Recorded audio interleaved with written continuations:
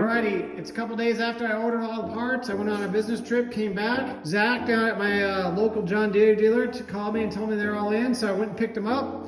Look at it, we got some new blades, we got new wheels for the lawn deck, we got their drive belts as I promised. We're gonna skip the seat. We're just gonna put a seat cover on it because that was not in the budget. We got some oil for the engine, we got some oil for the transmission.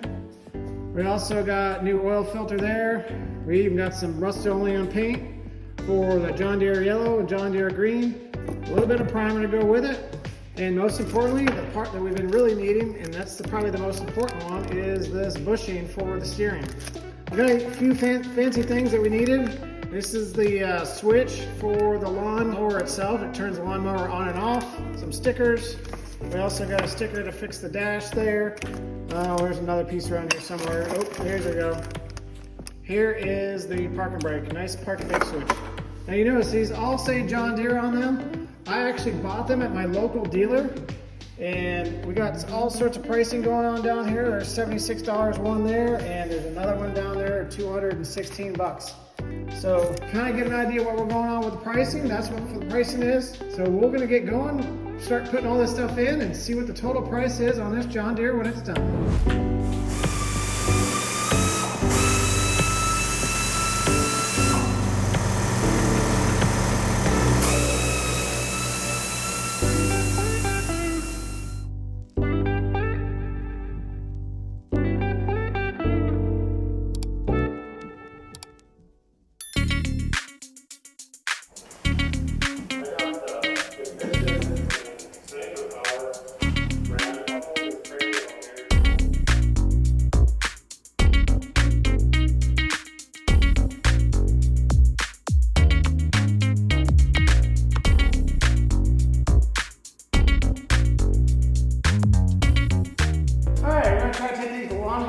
Off. The key is not to lose a finger doing it.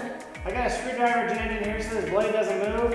If you even had the belts on, they may not provide enough resistance, so you want to put something in there to prevent it from moving. So I'm going to hold on to it as well as have this screwdriver in there and see what we can do with this impact.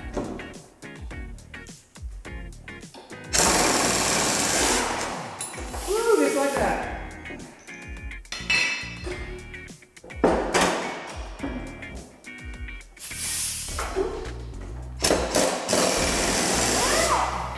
Just like that. Use an impact to get it off. If you don't have an impact wrench, you can use a extension wrench here along an impact wrench as well. It's giving you enough leverage here. The key is to jam something in there so they break off. Obviously, this is why I took the deck off. Much easier to do it than try to lean underneath the thing to do it when it's hanging upside down or whatever. I have access to everything. We're going to clean it all up. There should be some grease fittings in there for me to get to and put some grease in. These bearings. These sound okay, not too bad. So put a little bit of grease in that, clean it all up. Alright, what this is a mulching kit. What it does, it prevents the grass from going out, and it just mulches it back in and spins it back up. I'm going to choose to leave it on there. I like to have that so you don't have rows of grass all over the place that's mulched up. So I'm going to leave that in there. That's why there's no cover here.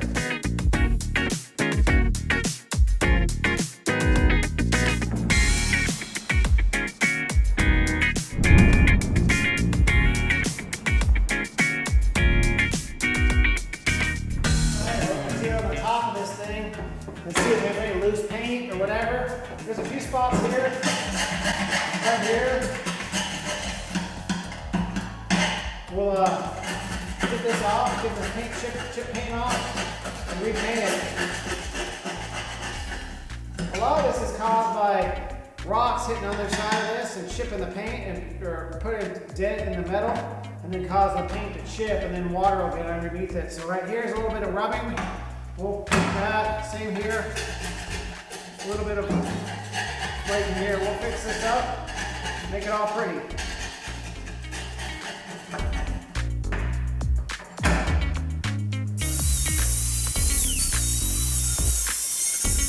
Always wear a safety mask. I didn't forget to do it. Whew.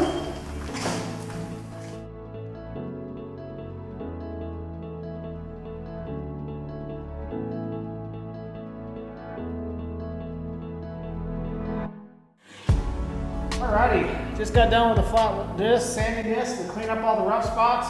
I'm gonna go switch to the wire brush now and try to clean up any other spots that are rough. Kind of see what it is. It's stinking cold outside, so I would take this out and power wash it off, but that's gonna wait for another day.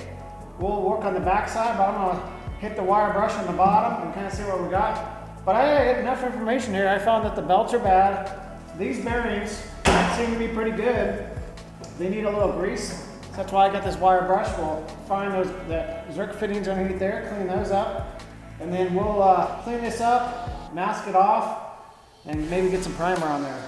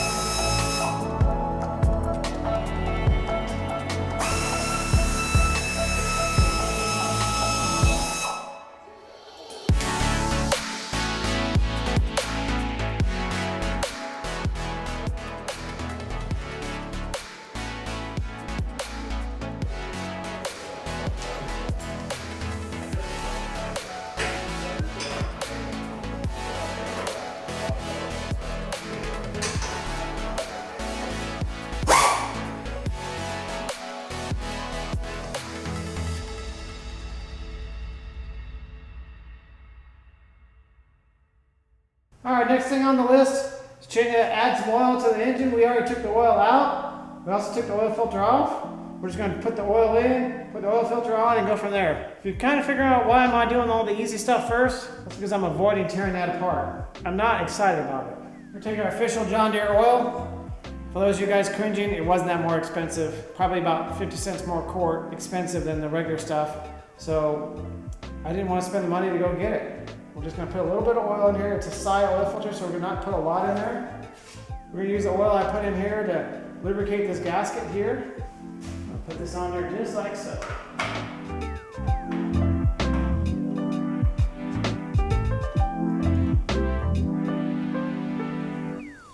Now we're just going to put this on snug. You don't need to crank down on this filter, just snug it down.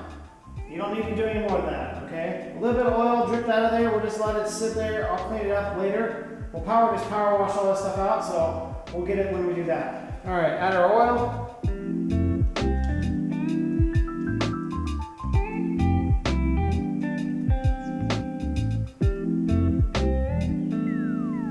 Now, I found out there's 2 quarts of oil because I looked in the manual.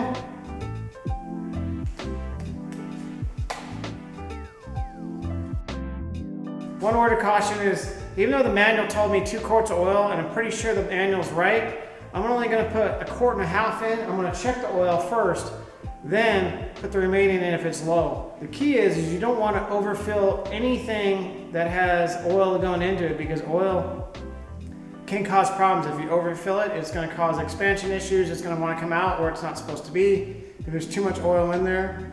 And in the big picture, when you're talking about big engines and fancy engines, it can rob you of horsepower.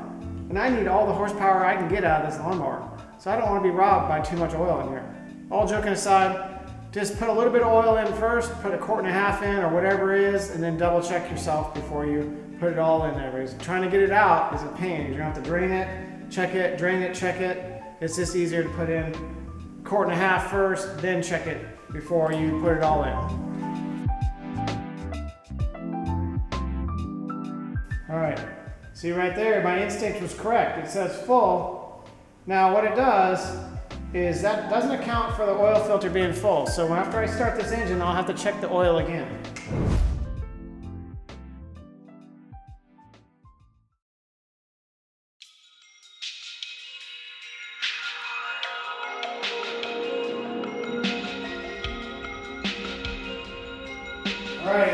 These are just rough painting techniques that I'm doing here. Using that acetone to clean it off. The primer's going to go on top of it.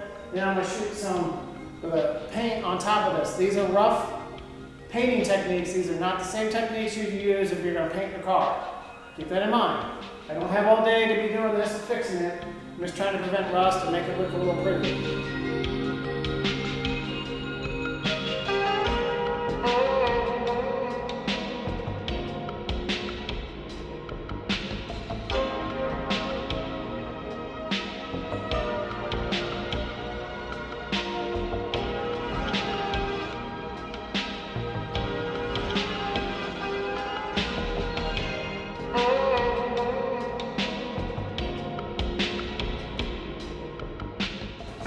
All right, trying to get this off gently.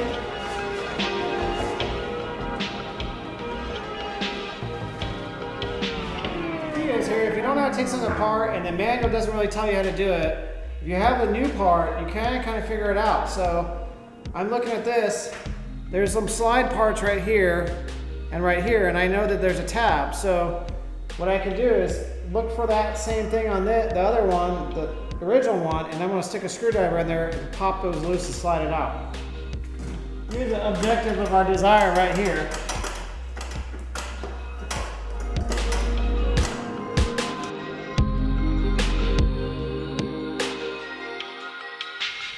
Here she goes. All right, now with the rest of this switch here, we're going to take these out.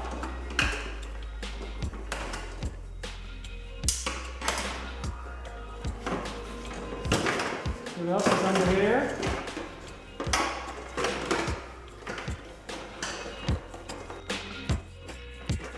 Now, when you're disconnecting wires, like I am here, you want to make sure you know which one goes where. So, the yellow and black goes on the bottom, so when I forget, remind me.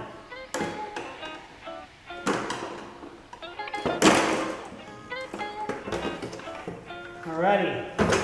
Now that allows me to get access to this throttle cable here,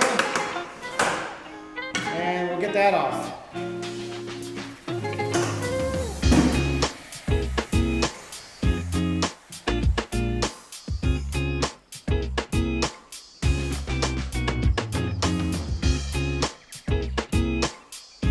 And there's our dash. So what we're going to do is take this dash off, take it over to the workbench and see what we can do to get this nice and cleaned up. This needs to be replaced. We need to put that new switch in here. I'm probably going to try to put some white paint on this one. This is the headlight, but I wasn't going to pay another $12 for white in there. So we'll see what we can do about that. Maybe pop that out. You can see this current switch was pretty bad. So we'll see what we can do about putting a new one in. Okay, now that we have that dash out of the way, what we're going to do is take a little bit of a soft bristle brush and clean off all this dust and clean off the back of this circuit board. And what this is this ignition switch for the whole tractor. So we want to just take care of this. This is not a cheap part. I think this was like 75 bucks. It's in good working order, so I want to keep it that way. We'll clean it up. It's collected a little bit of dust over the years, but you know what? So do most people when they get old.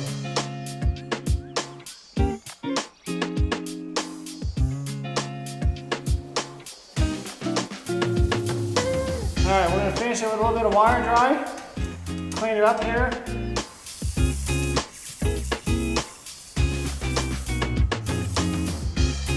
This is meant for electronics, so we'll just clean this up here.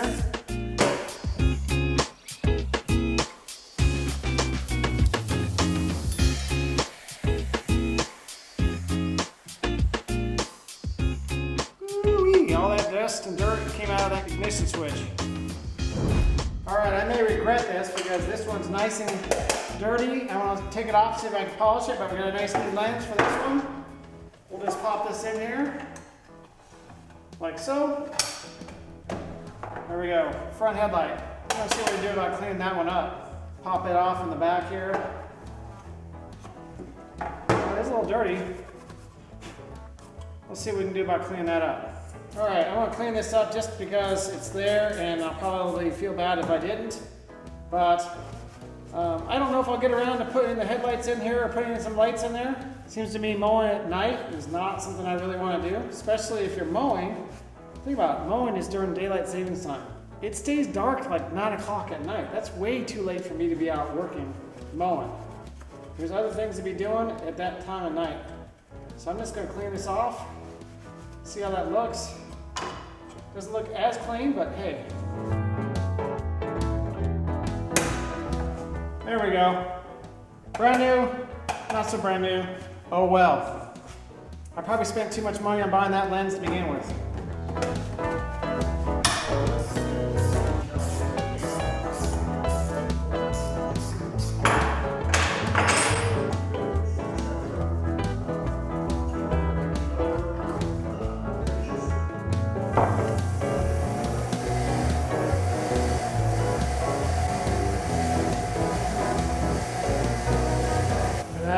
Pretty flat after. Look at that. It's already starting to wear down right through there.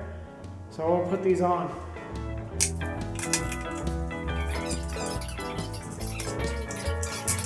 There's probably a torque spec for these bolts. I'm not gonna take the time to look for it. Tight, but like we say, tight. That's all we're gonna go with. Those are done. Moving on. Next.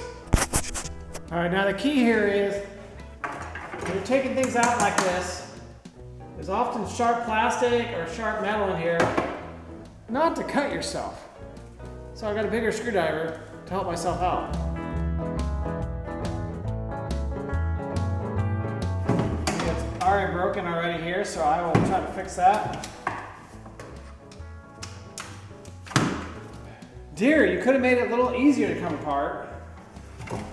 The fine print says you're supposed to push down on these tabs and push it out. Not happening.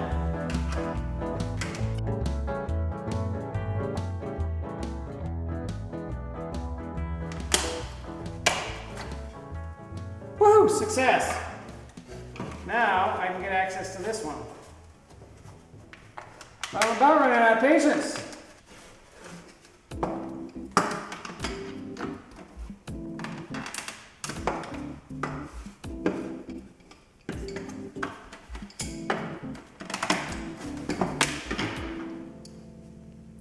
Bigger pliers that do not cooperate. It's broken anyways, so we're just gonna throw it out. All right, overall in good shape. I got a little crack here. We're gonna try to glue that up. Maybe grab some JB Weld, some plastic JB Weld to glue that up. There's one right there as well, so we'll try to fix this before it happens. This little tang broke off, but I'm not gonna worry about that. All right, what we have here is we gotta take off this piece here, clean it all up. And what that is a new shiny sticker. And what that does is it goes over here. It's really meant to tell me if the battery's on, the oils, the lubrication, and all that sort of stuff. So it's nice and pretty. We'll replace that. Little tip here is use a heat gun. Try to warm up some this plastic here to kind of loosen up the glue on the back of this thing. Now the key is not to melt this plastic here using this heat gun. I'm using a pretty powerful heat gun, 120 to 1050 degrees, so we don't want to do that. So we just want to warm it up a little bit, try to soften that up so it'll pop off easier. And if you look, it's starting to turn a little brown when I aim at it, so we know we're doing something. So we don't want to get too much heat in there. All right, soften it up. Makes it pop it right off really easy.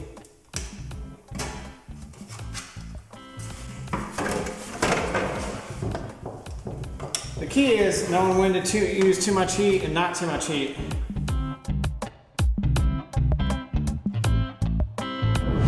All right, this little sticker here is a prime reason why you want to look at the dealers first. They're not always the cheapest, but sometimes they are. And they have the parts available. I looked on Amazon, I looked on eBay, but I went to johndeere.com first and I found this piece. eBay, they had it. Amazon had it as well. eBay was $50 to $75 just for this little plastic cover with a little bit of translucent cover over here. Amazon was the cheapest at $30. Now I went to johndeere.com, you saw me do the work, I typed in what the part number I needed was, and it was $11. $11. Now $11 may be too much for this, But I wanted to clean it up, make it look nice and pretty, so that's what we got. Here's my little tip for the honey badger. Check the dealer first. They may always not be the cheapest, but they may be the cheapest. Or let's say the part is $11 on the dealer. You ultimately spend 4 or 5 hours looking for a cheaper part on eBay or Amazon or searching through the internet for other dealers, and you find it for $1 cheaper. I drew down to my local John Deere dealer and got this. Sometimes it's cheaper and quicker to go to your dealer. Check them first, then use them a baseline to go from other parts. Tip for the badger. Okay, what you see here now is I took a Dremel tool and I routed out where the crack was and made it a little bit bigger. There's a little bit of blow up of that. So what that does is allow for a bigger spot for the epoxy to go into.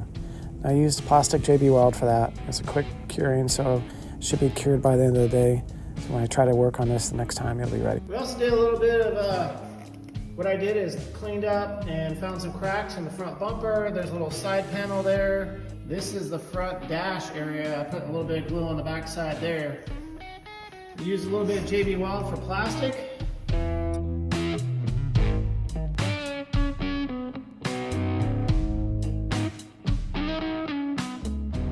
As you can see, I'm still picking the easy stuff because I'm still avoiding the steering shaft and the pushing and all that sort of stuff. I have a feeling I'm going to hurt myself, and I just don't want to do that tonight. Maybe tomorrow. All right, all nice and clean, pretty good for a lawn tractor. Next, we'll take a little bit of acetone, clean it up and right in here. Get our official John Deere part. Ew.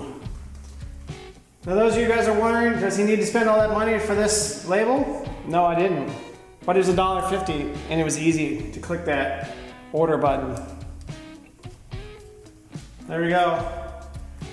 Back in shape, all done. All right, can't avoid it any longer. I'm gonna use a circlip pliers here and I'm gonna move this circlip, and I'm thinking what happened is this will slide down and that'll allow me to put the bushing around here and go from there. We'll see.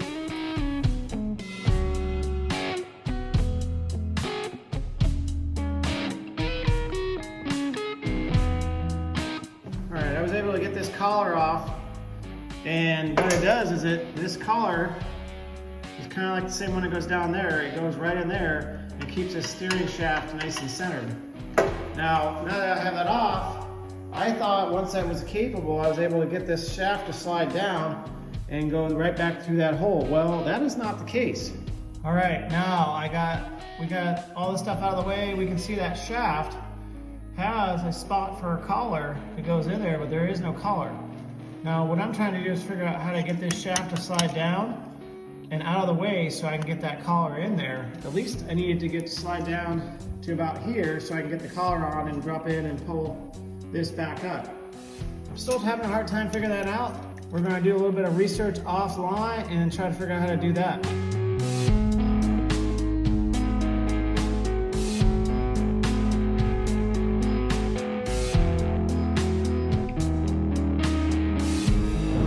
Alrighty, we're going to try putting some fiberglass on this and figure out and try to reshape this hood and try to put it back together.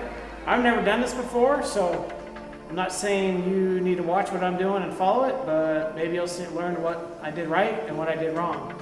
Let's get going.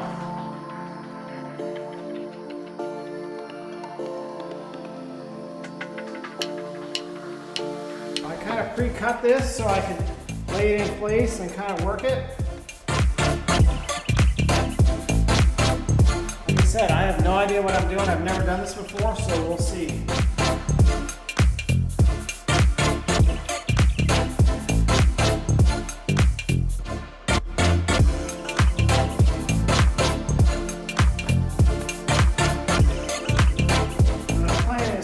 Side down, kind of get secured, let it start to heal up a little bit, and then pull it tight to the other side. That's my plan. We'll see how that works. Once this cures, I'll sand it all down. I got some Bondo to fix it in. I want to make sure it's all smooth. I do know that. That way I don't have to sand it later.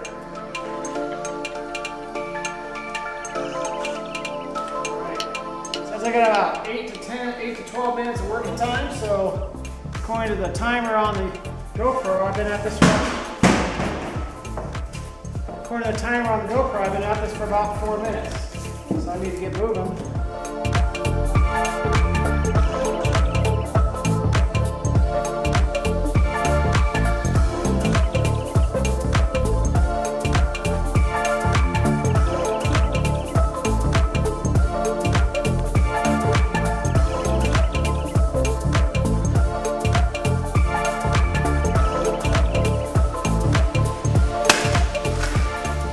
All done. We're just gonna let this stuff dry, harden here. Pretty much plan on throwing it away because it's not gonna be good after this.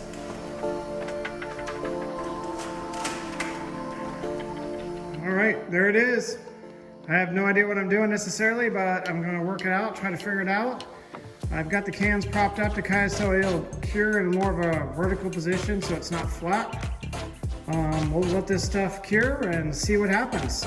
If there's any extra stuff that's loose, I'll just cut it and then try to reshape it again. Probably could have built something up underneath here, but I wanted to see if I could get it to work this way, so we'll make it work. All right, we're gonna call it good for today. We've got the deck that's drying, the paint. We've got the hood over here, fiberglass drying. We have the lawnmower. I need to do some power wash of that when it warms up later today, so we'll wait for it to warm up. Steering shaft, that's the last big hurdle. Once I figure out how to get that out, get that bushing in there, and then get it back in, that's the last big hurdle, and we can start putting it all back together. Get it all back together, get the dash in, get the deck back on the lawnmower. We've done the oil change. We're gonna do the oil change on the rear end, so we're gonna do that. The hood, we're gonna continue that on later, and you'll see an update later when it's all said and done. But if you like what you see, please hit that like button. If you really like what you see, share it with your friends and buddies, girlfriends, etc. and let them watch and get them to subscribe as well. I want to try to grow this channel. And the only way to do that is through subscribership and viewership. So YouTube sees what I'm doing and keep growing. Hit the notification button so you guys know when the next video comes out. And more importantly, keep wrenching, stay safe, and we'll talk to you guys later.